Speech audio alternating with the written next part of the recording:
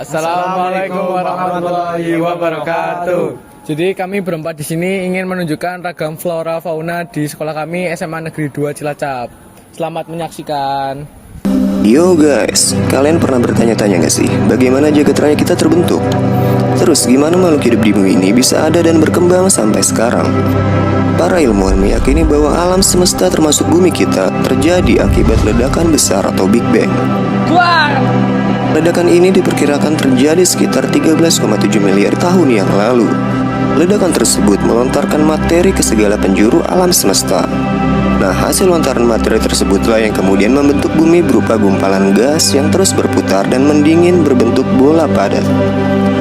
Proses tersebut berjalan kurang lebih 2,5 miliar tahun lamanya hingga mencapai bentuk bumi sekarang. Dalam proses perkembangannya, bumi dibagi menjadi 4 tahapan guys. Yang pertama adalah masa arkaikum yang diperkirakan terjadi pada 2,5 miliar tahun yang lalu. Pada masa ini, bumi masih belum stabil dan masih menyerupai bola gas yang sangat panas. Sudah jelas bahwa pada masa ini belum memungkinkan adanya makhluk hidup ya guys. Pada masa kedua yaitu masa Paleozoikum terjadi pada 500 sampai 245 juta tahun yang lalu. Pada masa ini kondisi bumi bisa dibilang relatif stabil dan memungkinkan adanya tanda-tanda makhluk hidup seperti hewan bersel satu atau mikroorganisme. Zaman ini dikenal juga sebagai zaman primer atau zaman kehidupan pertama. Masa yang ketiga ada masa Mesozoikum yang diperkirakan berlangsung dari 245 hingga 65 juta tahun yang lalu. Di zaman ini mulai muncul hewan-hewan bertubuh besar seperti dinosaurus dan gajah purba atau mamut. Sayangnya nih, hewan-hewan besar seperti mereka mengalami kepunahan guys, karena saat itu bumi dilanda hujan meteor. Nah guys, zaman ini juga disebut sebagai zaman sekunder atau masa kehidupan kedua. Masa yang keempat yaitu masa Neozoikum yang terbagi menjadi 2 zaman.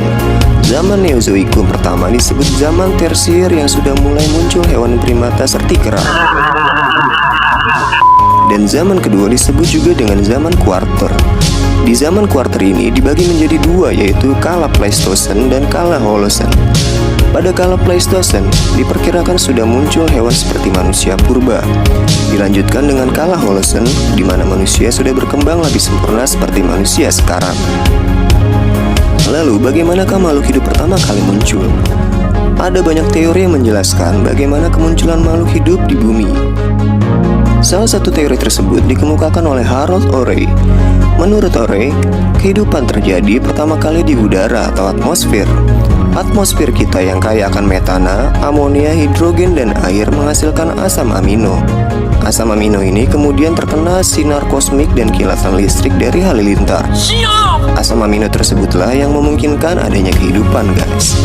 Teori perkembangan makhluk hidup yang paling populer dikemukakan oleh Charles Darwin. Pasti kalian tahu kan teori apa?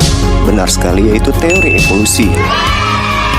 Teori evolusi dari Darwin ini meyakini bahwa semua kehidupan di bumi ini berasal dari leluhur yang sama, yang kemudian berevolusi karena seleksi alam selama jutaan tahun lamanya. Darwin mengatakan bahwa manusia sekarang merupakan evolusi sempurna dari jenis primata yang kemudian menjadi Homo sapiens. Sampai saat ini, teori Darwin ini masih menjadi kontroversi guys, karena mengundang perdebatan di semua kalangan. Teori ini dikatakan gak sesuai nih dengan pandangan kitab suci agama-agama Samawi. Para penentang teori evolusi umumnya mendukung konsep kemunculan seketika makhluk hidup tanpa adanya semacam leluhur. Teori ini dikenal dengan teori kreasionisme yang mengatakan bahwa makhluk hidup muncul dengan seketika. Itulah yang disebut dengan penciptaan Tuhan.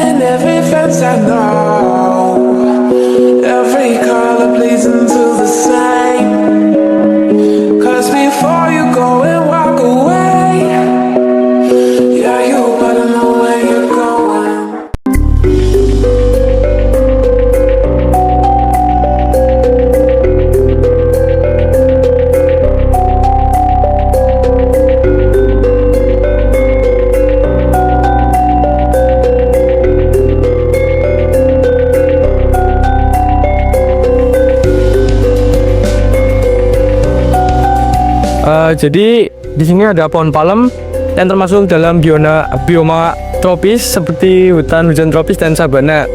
Pohon palem juga dapat dijumpai di bioma lain seperti gurun dan bahkan sering ditemui di pantai.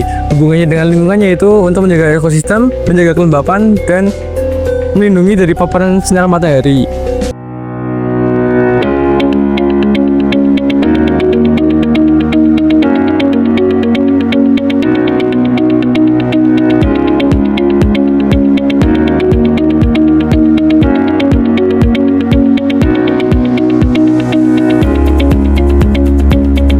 Pohon serut ini umumnya tumbuh di bioma hutan tropis, tepatnya pada dataran rendah di daerah yang kering di Asia Tenggara.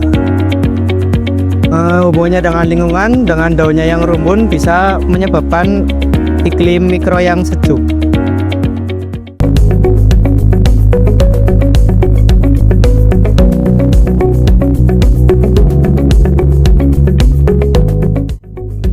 Ya, di sini saya menemukan ragam flora yang bernamakan pohon pisang.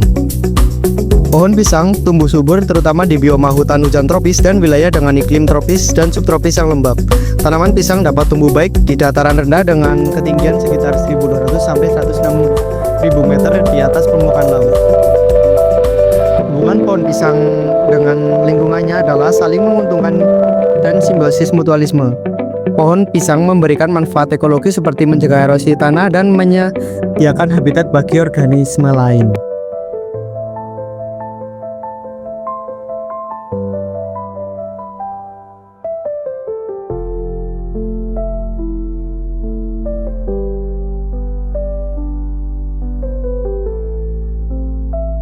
Kita di sini menemukan uti-uti. Ya, uti-uti umumnya dikenal sebagai kumbang dengan nama ilmiah Anomala cuprea. Mereka adalah satu jenis kumbang yang tersebar luas di Indonesia. Kumbang adalah salah satu hewan yang paling mudah beradaptasi dengan lingkungan. Mereka tidak terikat pada satu bioma tunggal, melainkan tersebar luas kecuali di lautan terbuka dan wilayah kutub yang ekstrim. Peran uti-uti ini dalam keseimbangan ekosistem itu sangat penting, yaitu sebagai pengurai bahan organik. Terima kasih.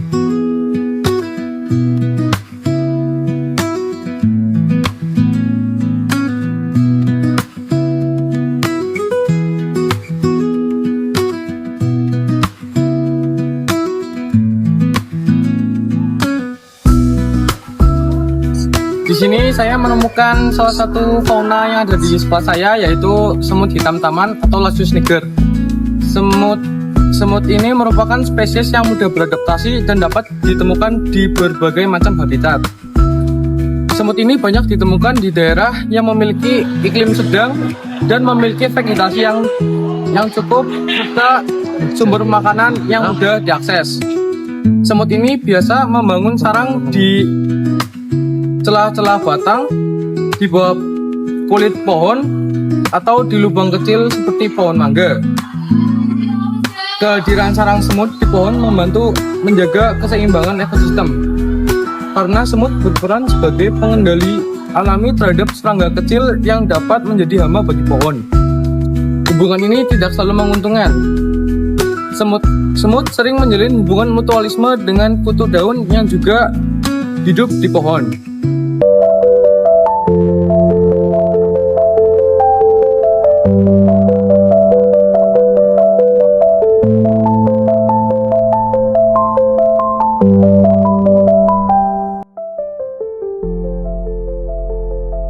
Di sini saya menjumpai suatu flora, yaitu pohon mangga. Pohon mangga adalah tanaman buah tahunan yang berasal dari India dan kini banyak tumbuh di daerah tropis termasuknya Indonesia. Nama latinnya adalah Mangifera indica. Pohon ini menghasilkan buah manis harum dan banyak digemari. Ikan koi atau yang disebut dengan Cyprinus carpio koi. Ikan koi memiliki ciri khas berupa tubuh gemuk dengan sisik berwarna-warni seperti merah, putih, hitam, kuning, atau oranye. Dalam pola yang indah, berukuran 30 sampai 90 cm dengan sirip yang lebar. Mereka hidup di kolam air tawar, danau buatan, dan taman air dengan kedalaman cukup dan air yang bersih bersuhu 15 sampai 25 derajat Celcius. Bye.